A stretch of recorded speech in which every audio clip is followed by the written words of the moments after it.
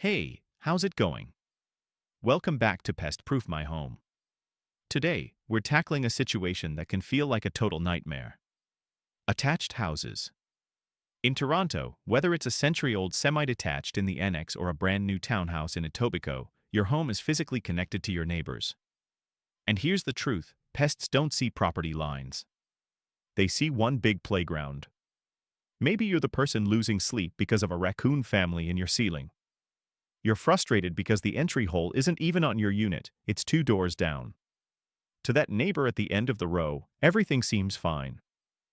They don't hear the thump-thumps of a 20-pound raccoon or the high-pitches crying sounds from baby raccoons because the mother is just entering their attic briefly, then using the soffit as a highway to commute from point A to point B, bypassing firewalls to settle over your bedroom where it's quiet. Here the mother feels safer, with her babies far away from the entry. Protected from aggressive male raccoons looking to commit infanticide that forces the mother back into heat and eliminates future competition. Now, let's talk to that neighbor at the end of the row. If you've been struggling, maybe life has been heavy, the budget is tight, or you're living with a lot of clutter, you are not a bad person.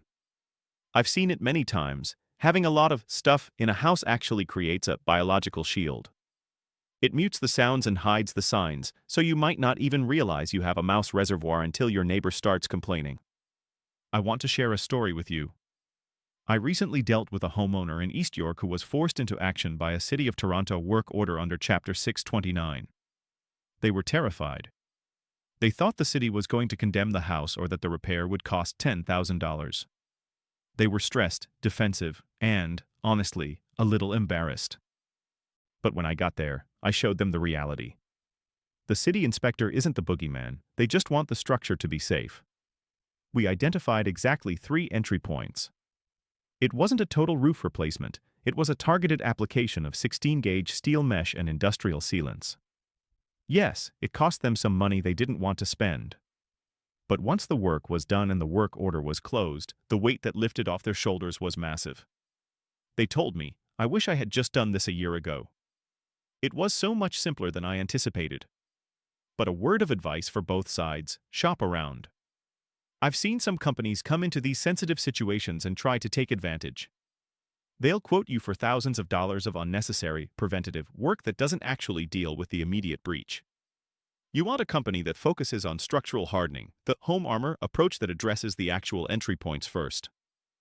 If a neighbor or a landlord refuses to act, you call 311. A city inspector will issue a notice of violation, usually giving the owner 14 days to show proof of a professional contract. Whether you're the one hearing the noise or the one feeling the pressure of a repair, remember, the goal isn't to fight. The goal is to secure the sanctuary. Hit that subscribe button. In our next video, we're going to talk about the absentee landlord, how to deal with owners who take your rent but won't take your calls when the raccoons or rats move in. I'll see you there.